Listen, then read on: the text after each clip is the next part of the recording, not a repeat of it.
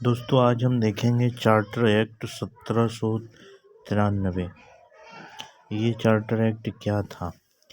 British संसद द्वारा 1793 charter act पारित किया गया था। इसके कंपनी के अधिकार को भारत में 20 वर्षों के व्यापार करने का अधिकार प्रदान कर दिया गया।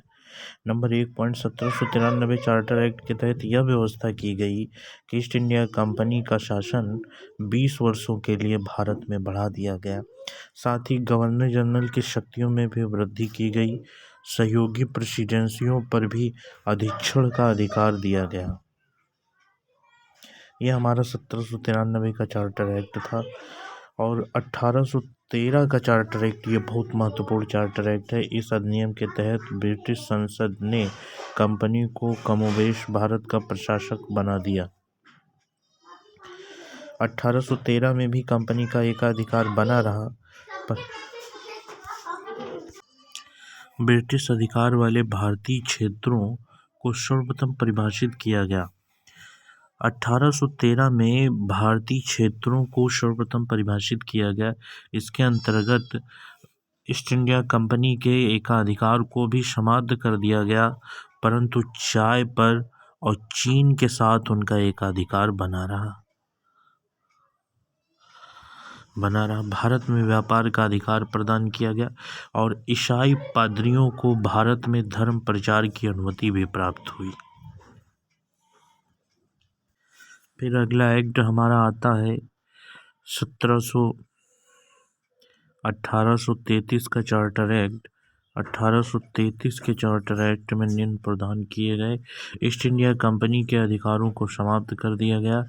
भारत के क्षेत्रों पर कंपनी को अगले 20 वर्षों के लिए प्रशासनिक अधिकार प्रदान किए गए, परंतु व्यापारिक अधिकार समाप्त कर दिया गया और गवर्नर जनरल को भारत का गवर्नर जनरल बना दिया गया। इस समय भारत के प्रथम गवर्नर जनरल बने विलियम बेंटिंक।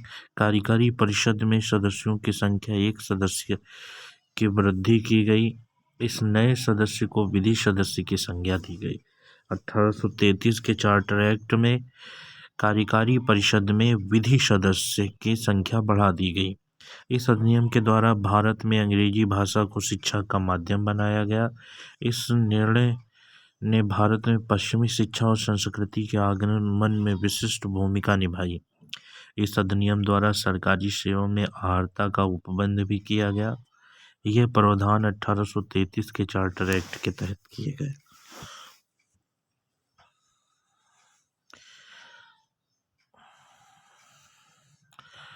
1858 का चार्टर एक्ट। 1853 में हम देखते इस अधिनियम ने कार्यपालिका और विधायी शक्तियों को पृथक कर दिया गया, अलग अलग कर दिया गया। भारत के लिए एक पृथक विधान परिषद की स्थापना की गई। सर्वप्रथम भारतीय विधान परिषद में क्षेत्रीय प्रतिनिधित्व का सिद्धांत प्रारंभ किया गया। ईस्ट इंडिया कंपनी में बोर्ड ऑफ डायरेक्टर में जो संख्या 24 थी उसको घटाकर 18 कर दी गई, जिसमें 6 का मनोनयन ब्रिटिश सामग्री द्वारा या ब्रिटिश महारानी द्वारा किया गया। विधायी कार्यों गवर्नर जनरल की परिषद में सदस्यों की संख्या बढ़ा दी गई। भारत के इस अधिनियम के दौरान कंपनी सदस्यों बढ़ा दी गई और भारत के गवर्नर जनरल के अतिरिक्त बंगाल में एक नए गवर्नर जनरल की नियुक्ति की गई। यह हमारा था 1853 का चार्टर एक्ट। यह हम लोगों ने दोस्तों देखा इस तरीके से।